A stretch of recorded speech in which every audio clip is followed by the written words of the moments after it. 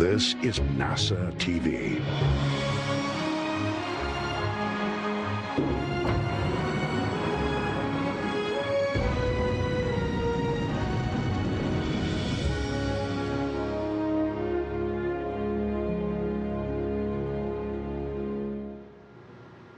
Good afternoon and welcome to the Johnson Space Center. My name is Bettina Inclon with NASA Communications. Thank you for joining us for this post-docking news briefing of the NASA SpaceX Demo 2 mission. Just moments ago, astronauts Bob Behnken and Douglas Hurley arrived at the International Space Station aboard the Crew Dragon. Today we'll hear more from NASA leadership to tell us more about the mission in the last 24 hours. With us today is NASA Administrator Jim Bridenstine, Mark Geyer, JSC Director, the Director of the Johnson Space Center, Steve Sitch, the Program Director of the Commercial Crew Program, Kenny Todd from ISS, the International Space Station Program Director, Deputy Program Director, and Shel Lindgren, NASA Astronaut.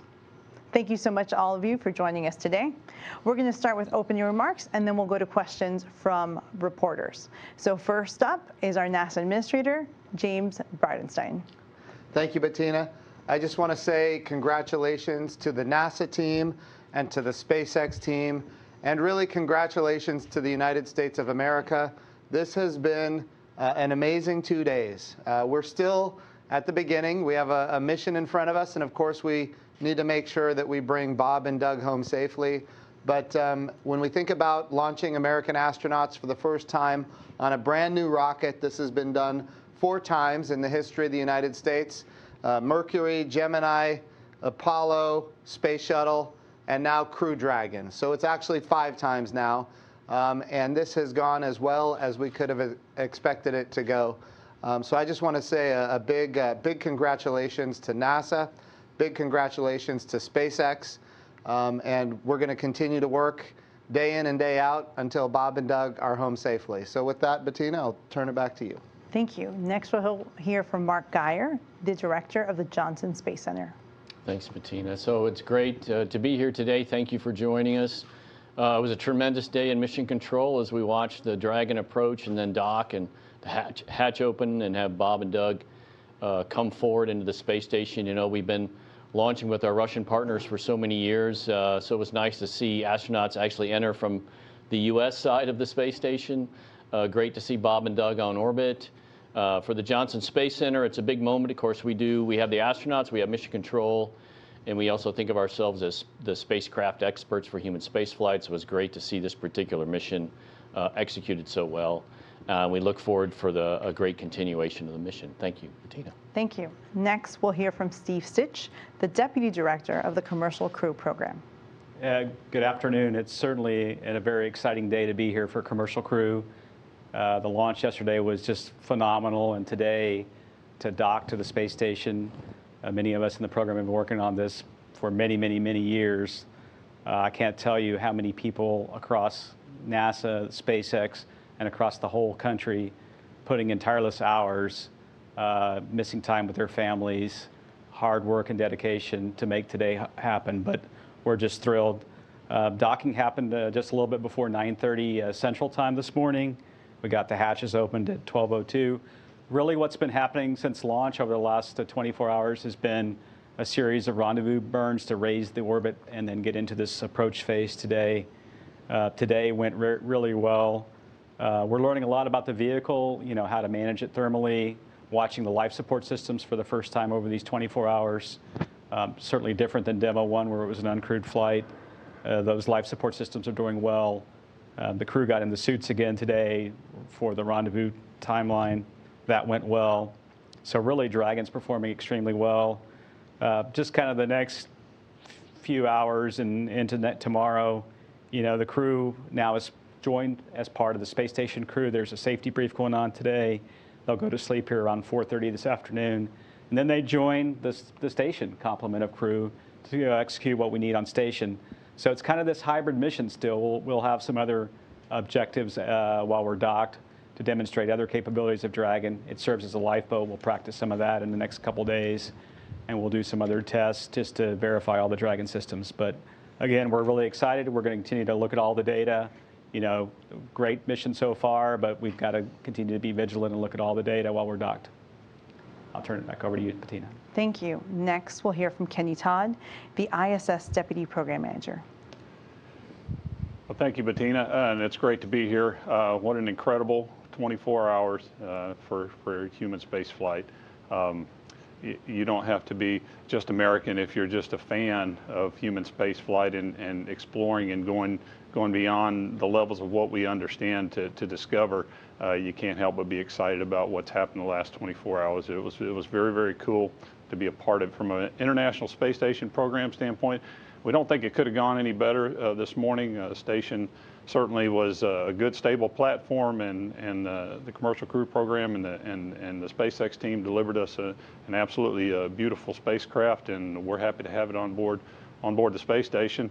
And equally as glad to have Bob and Doug on board. Right now, Chris Cassidy was a little lonely up there, being the only person on the USOS, so having two friends up there, we will do our best to keep the three of them busy and in concert with working with Steve and a commercial crew program and the SpaceX team to learn as much as we can about the Dragon. And as others have stated, this is a test flight. What's really important for the International Space Station program is really the next mission of the Dragon, which is the Crew 1 mission, which is set up to be a long duration flight. So what we want to do is learn as much as we can, as quick as we can about this vehicle, keep Bob and Doug busy doing work on that Dragon and on the space station, and when the time's right, get them back home safely, and then start looking towards getting the Crew 1 mission on board. So anyway, we're looking forward to the next few weeks, couple of months, whatever it turns out to be, but certainly it's off to a great start. Thank you, Bettina. Thank you, Kenny. And next we'll hear from Kjell Lindgren, NASA astronaut. Thank you, Bettina. What an incredible privilege to be a part of this phenomenal team, this NASA SpaceX partnership, and to be a part of this historic past 24 hours, to see that launch, to see the vehicle dock with the International Space Station. Incredibly happy for Bob and Doug, for NASA, for SpaceX, and for America. For the past year and a half, I've had the opportunity to train as the backup for this mission, to work with Bob and Doug, with SpaceX, and with NASA. And it was just so cool to get to see all that training, those procedures, the simulations, all kind of culminate in it happening real time. And so incredibly excited to see Bob and Doug get to work now as they do the space station's mission, and then return safely home. I know that my colleagues and friends in the astronaut office are incredibly excited too. This mission represents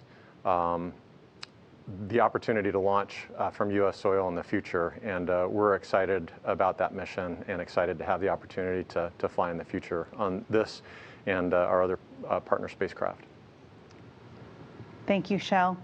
If you would like to ask a question, you would please press *1 and you'll be part of the queue. We'll try to get to as many questions as possible. As usual, we're going to ask for one question per reporter to give all the media as many opportunities as possible to ask their questions. And please direct your question to the person that you want it to get answered. So we'll start with our first question from Marina Curran. Hi, everyone. Congrats on a successful docking. Jim, this question is for you. As Bob and Doug slept last night, the situation on the ground in the United States escalated. And you said before that this mission is meant to bring people together and unite America. Unfortunately, it's clear that a space mission, even one as historic as this one is, can't do that, not in 1969 and not in 2020. So I'm wondering, do you think that the message here should change in any way? How can we celebrate American space exploration while also recognizing what Americans are going through at home? Yeah, so I think I'll just speak from the heart. I think our country is going through some real challenges right now, and that's true when you look at the unrest and when you look at the coronavirus pandemic. Times are really tough, but we've been through tough times before, and even in those tough times, the United States of America has an amazing ability to accomplish astonishingly impressive achievements. And that's what this was. And I will say that I think, there was a moment of time yesterday when these two astronauts launched, when everybody paused and we thought about what the future could be and how much brighter it could be than it is right now at this moment. And NASA has a history of doing these astonishing things in tough times. It requires leadership, and we've been able to achieve it. Even in the coronavirus pandemic, we made sure that we protected this mission. This was the highest priority for the United States of America, or for at least for NASA. We were launching American astronauts on American rockets from American soil, and our objective was to get that done. And so we moved very quickly. When the coronavirus pandemic first broke out, we moved very quickly to move to stage 3 and then to stage 4, make sure everybody was working from home. But we protected this mission. We protected the Mars Perseverance mission. We named it Perseverance intentionally because we need to persevere right now. The Mars Perseverance mission is going to launch in July. But yes, these are very unifying things. When we talk about human space exploration, it has strong bipartisan support. When we talk about space exploration in general and the science and discovery that comes from it, which is what we're going to get from the Mars Perseverance mission, these are unifying kind of things. Republicans and Democrats, and even internationally, we get support for these kind of activities. So I do think that this was a moment in time for people to reflect on what is great about exploration, what is great about the United States of America, and what we can achieve when we work together. Thank you, Jim. Our next question comes from Stephen Clark. Hi, thank you for taking my question. My question is probably for Steve Stitch. Looking forward, looking ahead over the next few weeks, I know you'll be looking at some data on the solar arrays to determine how long this mission can remain in orbit. Do you have any idea how long that will take, when that assessment might occur? Do you have some sort of idea whether it's days or weeks as you monitor the solar array performance? And if I could also quickly, what are the differences between this spacecraft on Demo 2 and the Crew Dragon that'll fly Crew 1?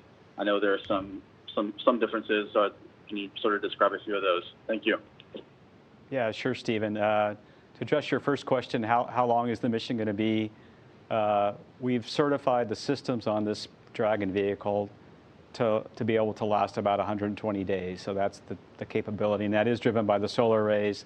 They slowly degrade over time. We'll start watching those. We'll power up the spacecraft about once a week, and we'll get some data on those solar arrays. So it'll probably take a few weeks to get trending on that to see, hey, is that 120 days about right? Today, the Dragon is extremely healthy. There's really no major problems, so it should be able to stay for a longer period of time. But not only are we looking at this particular vehicle, we're also looking ahead to Crew 1. As Kenny said, that's an important mission for us. It has 4 crew. It really is what Commercial Crew is about, having a vehicle ready to do these increment missions. So that we'll look at that readiness of that vehicle. Right now it's targeting toward being launch ready at the end of August timeframe. And so we'll just kind of continue to look at this vehicle. Is it performing well? We'll look at the readiness of that vehicle. And then, in a month or so, we'll be able to make a decision as to how long to keep this vehicle in orbit. The second question was what's different between this version of Dragon and the Crew 1 vehicle, which is the next Dragon. They are very similar in terms of their systems, the life support, the GNC. The Crew 1 vehicle can land in a little bit higher wind state. The SpaceX has changed some of the outer composite panels to make that a little stronger. It can land in higher winds. It also has the capability to dock not only to the forward port of the space station, but it can go to the zenith port as well. So it has that capability, and it has a couple of other features. But largely, it's the same vehicle, and it's set up for 4 crew, and then can dock at either port, and then a little bit better capability relative to landing in higher winds. I would characterize as the big differences. Thank you. Our next question comes from Stephen Cowan.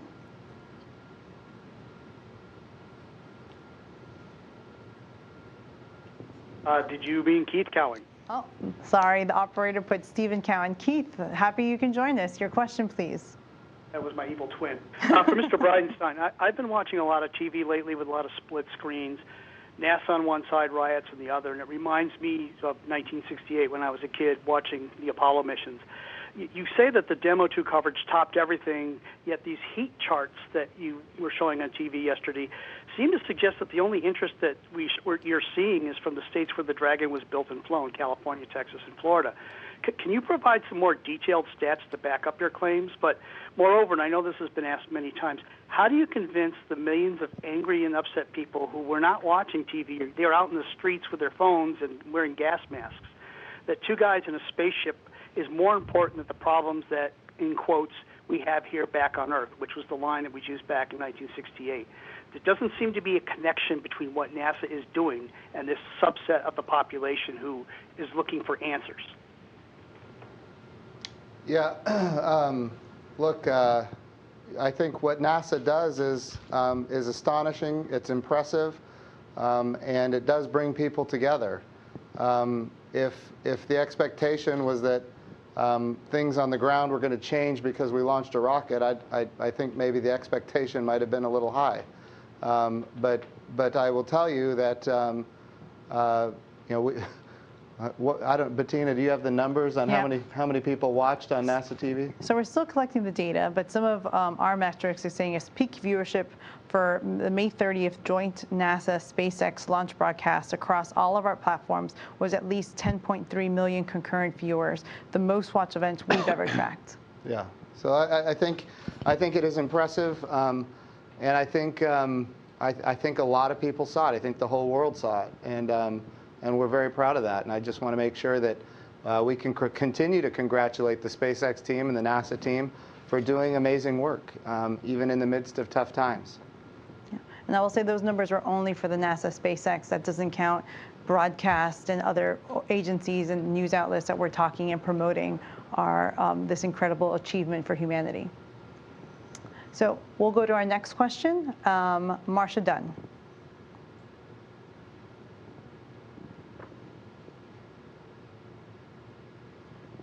Talk with Elon Musk since docking, and if so, if you've heard from him and how he's dealing with all the good news today. Thank you. Marcia, can you repeat your question? We think we missed the first half of it. And if anyone has other questions, please press *1 to be added to the queue. But Marcia, if you could please repeat your question. Yes, for Mr. Bridenstine, I'm wondering if you've had a chance to touch base with Elon Musk since the docking, and if so, what he's saying about it. Thank you. I have not. Since the docking occurred a few hours ago, I've not had the opportunity to speak with Elon Musk, but that will be coming up, I would assume, in a few hours. And I can just say from the whole SpaceX team, I've talked to a lot of their leadership. They're just ecstatic. Their mission directors are extremely happy. Their engineers, the lead of the Dragon production, his vehicle did it outstanding in these first 24 hours of the mission. So, when you talk to the SpaceX employees, they're very proud of what they've done. They've worked very hard, and they're excited to have this phase behind them. So if there's any other questions, right now we've gone through most of our questions. I guess we've done so many great media events throughout the last few days. I know we've tried to give as many access to reporters. If anyone has a question, you could please press *1 to be added to the queue. In the meantime, we'll say, I know the administrator, we've gotten a lot of questions like what's happening with the astronauts. We heard them just recently, thankfully, through the downlink that you spoke to them on Mission Control. Any thoughts on that, or Geyer, anyone that's joining us on the panel, of what the astronauts are doing now, what's going on in the next few weeks, and what's going to happen now that they're part of the ISS team? Mark? Yeah, maybe I could speak to that. It was great to see them all together. I know Chris was looking forward to having help. So yeah, there's a great video of them together. I think the key part now is, as Steve said, the vehicle is there, the crew's on board. That was the main thing. Let's make sure Dragon and the mission is going well. And Kenny can speak to this. There are some options for Bob and Doug, some actions for them to help Chris while they're there. And that will be part of the assessment, as well as making sure, though, that we have a landing plan, since this is the first flight. Right. that we have a safe and fairly straightforward landing plan for Bob and Doug, and that's what the team will be fleshing out in the next few weeks. And I can talk a little bit about a few of the major objectives for us still remaining, other than characterizing the vehicle. We have a test, I believe it's going to be planned for sometime next week, where we're going to get 4 crew members in Dragon just to see how that works from a habitability perspective while we're on orbit. Operating in 0 G is a little different than on the ground, so we'll do that. We've got a test plan. There's a mode of Dragon where you can actually go into it if station were to have a problem temporarily. You can transition into Dragon and stay there for a period of time for 24 hours as what we call a safe haven. We're going to test that out here in the next week. We'll do some tests of some of the other emergency systems on Dragon and other cruise systems.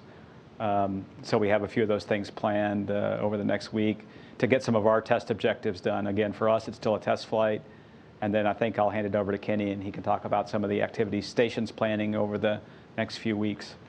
Thanks, Steve. Yes, we are now starting to integrate the plan between what we need to do for the Dragon crew vehicle, what kind of things we need to learn, the test objectives that are specific to the commercial crew program and the SpaceX team that'll help them again get a little step closer to being able to support the Crew 1 mission needs. But in addition to that, we have a couple of spacewalkers on who have an incredible amount of experience being outside station. And so we are blessed at this point with a whole new set of lithium-ion batteries that just arrived on the HTV vehicle. And so that's going to take somewhere on the order of 4 to 5 EVAs to install those. And so at this point, we are looking at all options that could allow us to do those EVAs while we have Bob and Doug on board and get those lithium-ion batteries installed in their permanent home. Certainly, they're fine where they're at, but I do worry. This is fairly expensive hardware. The batteries that are currently installed on station on S6 are the last set of batteries that we need to replace with these new lithium-ion batteries. Those batteries are in good shape at this point, but the fact of the matter is we have the new batteries up there. When the HTV goes away, we're basically going to have to temp stow these new batteries, and it would be in our best interest to go ahead and have those batteries installed and have that work behind us and not have these assets basically in this temporary holding pattern, if you will. So that's something we're going to be looking at as we start to put the requirements together for what we need to do with the commercial crew program, as well as what we need to do with these batteries and some of the other things on station. But in addition to that, anytime we have more than a single crew member on board, we're in a much better position when it comes to dealing with any kind of issues, failures that might come up. So again, that's part of the balance, the risk balance that we have to strike in terms of trying to look at what we want to try to accomplish on this mission versus trying to get these guys safely home sooner rather than later, and again start working towards the Crew 1 mission. And I would just add from a crew perspective that I know that Bob and Doug are just excited to be on low Earth orbit, successfully docked to the space station, and I think at this point they can breathe a sigh of relief. You know, launch, of course, is an incredibly dynamic phase of flight. Meeting all of the manual flying objectives, having the opportunity to fly a spaceship in low Earth orbit, both away from the station and then closer to the station, to demonstrate that capability, and then to have a successful docking and to come through that hatch, that at this point they can relax a little bit and enjoy being on the International Space Station, having that opportunity to look out the window, to see the Earth below, to float, to maybe have a meal with the crew that's on board that they just joined. I know they're doing a safety brief right now, and I recall doing that, meeting up with Scott Kelly and the rest of the crew members that were on board during my expedition, and going through all of the emergency equipment, kind of being shown, hey, this is where the toilet is, this is where you're staying, this is where the food is, kind of crossing off all of those important items, and then and then having that opportunity to just get used to floating in space, being in that weightless environment. And Bob and Doug, of course, are veteran space flyers, so that readaptation process will happen very quickly. But I know that they're enjoying being in low Earth orbit and looking forward to the work ahead. But at this point, kind of reflecting on the incredible experience, the incredible past 24 hours, and the team at NASA, at SpaceX, their family and friends that really helped them get up there. Thank you so much. I know, Mr. You were talking earlier about what's next with the program. Anything to add on that? Obviously, you know, we've had a big agenda to commercialize low Earth orbit. That's underway. Certainly, we are launching American astronauts commercially. We need SpaceX to go get customers that are not NASA. We've already seen evidence of that, which is a very positive thing for the agency because it's going to drive down our costs in the long run. We need to get another commercial partner on board. Boeing is working towards that, that objective with NASA, and I think that we're going to have success there within the next year. We think about really why are we doing these commercial public-private partnerships? Well, we're doing it because we're changing the business model. If the government is providing all of the demand for human spaceflight, and then the government is providing all of the supply for human spaceflight, we will always be limited by budgets. And many times those budgets are whimsical based on the desires of the politicians that happen to be in those roles at the time. So if we want to have a sustainable long-term exploration campaign that includes not just government money but also private money, we have to build these partnerships, and we're doing it. It's proving to be successful. Costs are coming down, access is going up, and we don't want to just stay in low Earth orbit. We want to go to the moon and onto Mars. That's going to require more investment, and of course, as we commercialize low Earth orbit, more resources will be available for the moon program. We call it Artemis, and eventually Mars. And so that's really the future that we're looking towards.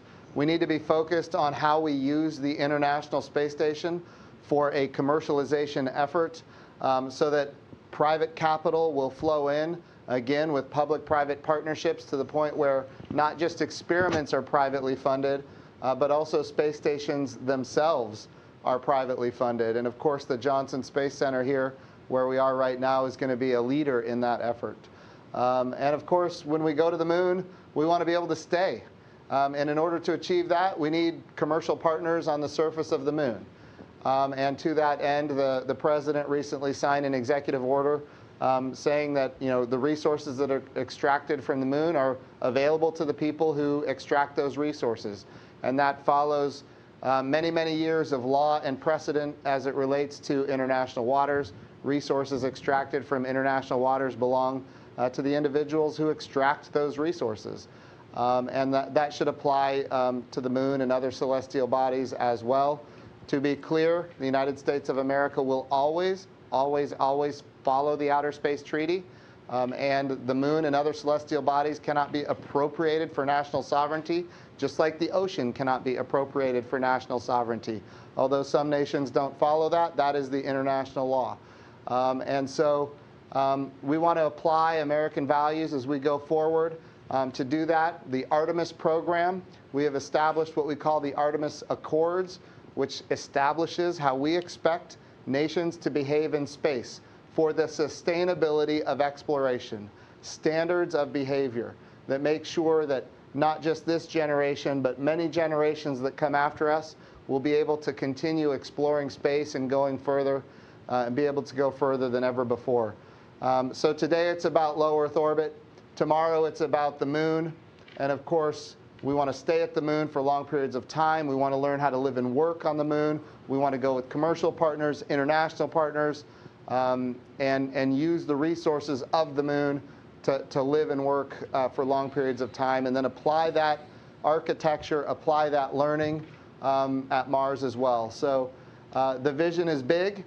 NASA's budget today is as high as it's ever been in nominal dollars. Maybe not in real dollars if we go back to Apollo, but maybe we can get there soon too. The budget request for 2021 is $25.2 billion, which is a $3 billion increase in 1 year. And so our budgets are going up. They're going up rapidly. My job is to make sure that we have the bipartisan, apolitical support to achieve these objectives. And so far, we have been able to do that.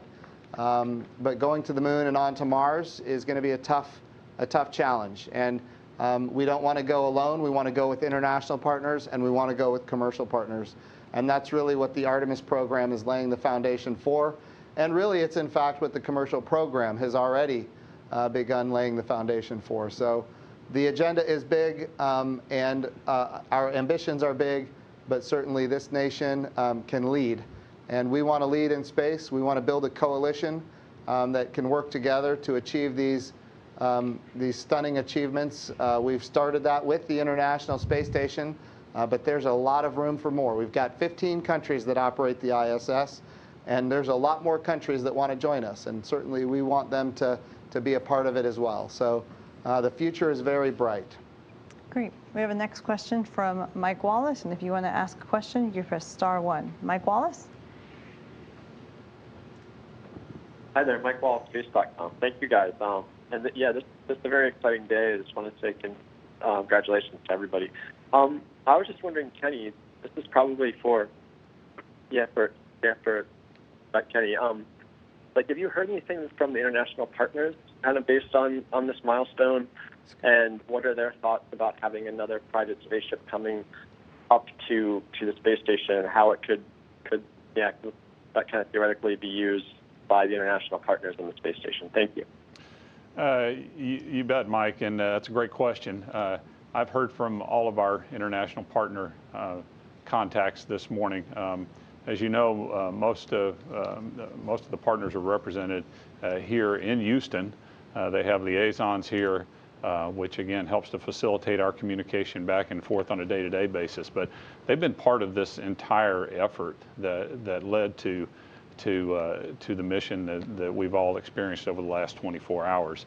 And to a partner, they have been nothing but supportive. And after the docking today, again, I heard from every one of those partners, all of them basically cheering us on and talking about the historic nature of not just yesterday, but the entire time period that led up to the docking today. So I think they all felt like they were part of something. There was something big and something grand and something that really was a next step, which, as the administrator said, we're trying to do the next steps with partners, and be they commercial or international, and the set of partners that we work with on the International Space Station applaud these kind of efforts like what we're doing, and are very supportive, and we're certainly working with them as part of our coalition of partners to identify opportunities for them to fly on these vehicles as well. So yes, again, we're just going to move forward from here, and the partnership's going with us, and they're going to be part of this effort to continue flying these commercial vehicles to station. Thank you. I have a question that came in from Joey Roulette. His question is NASA still in negotiations to fly a Russian cosmonaut on Crew Dragon, and when do you expect to lock down a deal? Well, the answer is yes. Those are discussions that we're continuing to have within the international partnership. As you know, up to this point, we have been purchasing seats from our Russian colleagues flying on their Russian Soyuz vehicles. But certainly we are working in a direction to come up with a different arrangement, if you will, that will allow us to fly on each other's vehicles, and therefore ensure that at any given time that we have somebody that's represented on the Russian segment as well as somebody that's on the USOS segment, regardless of the vehicle that's carrying people to station. So those are active, ongoing discussions. I anticipate, those discussions are going to continue to progress forward, especially as we continue to see more successes with these missions with Steve, Kathy, and the Commercial Crew Program. So absolutely, those are active discussions, and again, we'll continue to head in that direction. Great. Our next question is from Marina Corin. Marina? Can you hear me okay? Yes. Oh, great. Question about Doug. After he entered the space station, we saw him dabbing at his forehead, and then someone got him a tissue. Poor guy looked like he hit his head on the way out. Is that what happened? Did he start bleeding, and is he okay? Yeah, I can take that one. I mean, yeah, Doug did, as he was coming through, he bumped his head. Chell could probably talk to this. It happens sometimes while you're on station. He's fine. He looked great in the press conference. It just is one of those things. I think Chell talked about adapting, right, as you get your space legs underneath you. He was in a relatively small vehicle for the first 19 hours or so. Then he went into a big vehicle, and he bumped his head a little bit, but he's doing fine. And I haven't had a chance to chat with Doug yet, of course, but I can tell you that for those of us, especially first-time flyers, it takes, I think, a good 4 to 6 weeks to really adapt to that weightless environment. And as the veteran crew on board, when you have new folks coming aboard, and I know for myself that as I translated through those long modules for the first time, I would leave cameras and equipment to be knocking those off of the wall. And so it definitely takes a little bit of time to get your space legs. I know Bob and Doug will transition very quickly, but it was awesome to see them coming through that forward hatch. We haven't seen that for many years, and we're looking forward to many more crews coming through that forward and the overhead hatch as well. Thank you. We'll do our last question from Marcia Dunn. Yes, hi, either for Steve or Kenny. When do you anticipate deciding whether to proceed with the spacewalks, and how quickly could you start kicking them off? Would this be June, do you think, or would you wait till July? Thanks a lot. Hi, Marcia. We're still having those discussions. If we head down this path, it's most likely going to be towards the end of June. We had considered doing some upfront work ahead of this mission to start laying the groundwork for that, but decided against that, just to make sure that we got the crew on orbit, and that way we weren't in this constant sort of replan in case we were having technical issues or weather issues and so forth. So we made the decision that we would wait till the crew got on board and then start to lay some of these upfront items in the plan. So we've got about another week and a half, and then you'll start to see some build up. And again, you won't see it, but there will be things that'll start to happen in the direction of preparing for some EVAs that'll kick off around the end of June. I would tell you at this point, I would call that very preliminary planning, just because, again, we need to work with Steve and the rest of the agency leadership and make sure that we're well calibrated on how we want to approach the next few weeks with this Dragon on board, and making sure that we're learning everything that we can, and that we've got all the right priorities in place. But in order for us to do some EVAs, we've probably got about a week and a half, and then we'll need to start that ramp up in order to get out the hatch by about the end of June. And if we do head in that direction, we'll probably go on 6-day centers,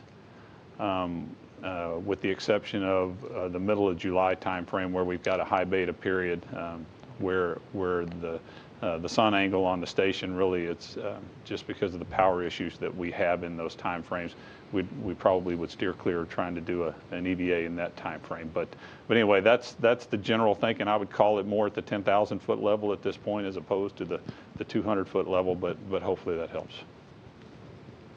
Thank you so much. We're going to close it out with closing remarks from our administrator. Well, thank you, Bettina. I just want to, again, congratulate the NASA team and congratulate the SpaceX team. This has been a long time in the making, and I think it's been really astonishing to see how it came together. NASA set